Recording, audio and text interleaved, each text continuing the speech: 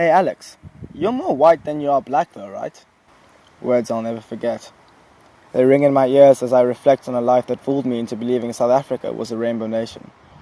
I remember the time, the place. I remember everything about that moment. I carry it with me wherever I go.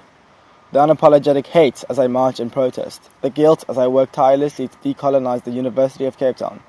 The fear that whiteness would split yet another coloured boy in half that drove me to join Rhodes must fall. The compassion that I found could only exist in black love that made me realize I could never leave. Hey Alex, you're more white than you are black though, right? I was stunned because I thought I had fooled him into thinking I was only white. I had the accent, this accent. I thought I had turned my back on blackness. Of course, the trick to true assimilation was to become white without making my transition about race. I had to bury my aspiration with silence. I could never admit that the social construct existed. To talk about race would be the equivalent of tearing a plaster off a wound that was bleeding for just over 20 years of freedom. So I became a professional masochist.